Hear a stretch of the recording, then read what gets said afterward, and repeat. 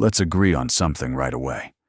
This video is not about greed, not about wanting more than others, and not about saying that small desires are bad.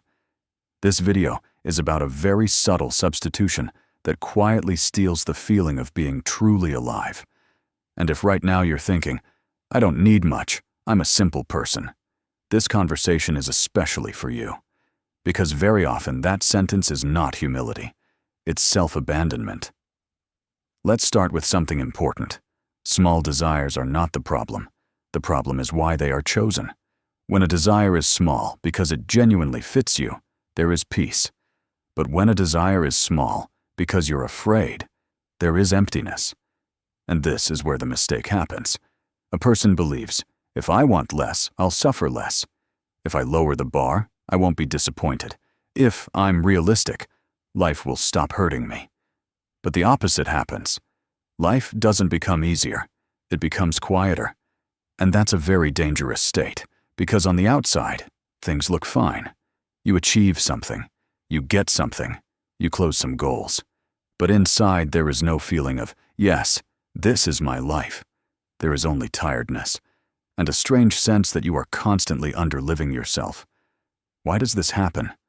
Because small desires are often chosen not by the soul, but by the safety system. They are desires that don't scare you, don't change your identity, don't demand growth, don't threaten the familiar version of you. They are comfortable. But happiness does not live in comfort. Happiness lives in expansion. And here is something crucial to understand. A big desire is not about size, not about money, not about status. A big desire is one that, if fulfilled, you could no longer remain the same. That's what makes it frightening. That's why the psyche often offers a substitute. Instead of, I want to live fully, it suggests, let's just keep things calm.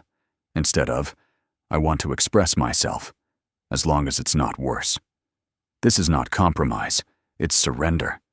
Notice something important. People with small desires rarely look happy. They look correct. They can explain very well why what they have is enough. But there is no fire in their voice, because fire appears only where there is a risk of being yourself. Carl Jung once said, an unlived life becomes a disease. Small desires are often a form of an unlived life, as if you are breathing without ever filling your lungs, not because you can't, but because once you decided, this is safer. And here is something very important. A big desire does not make you unhappy. What makes you unhappy is pretending not to hear it. Because a desire is not a whim, it's a vector, a direction your life is trying to move toward. And when you ignore it, energy turns into irritation, apathy, comparison, a sense of meaninglessness. You can have a normal life and still feel empty, because the soul is not fed by normality. It is fed by movement.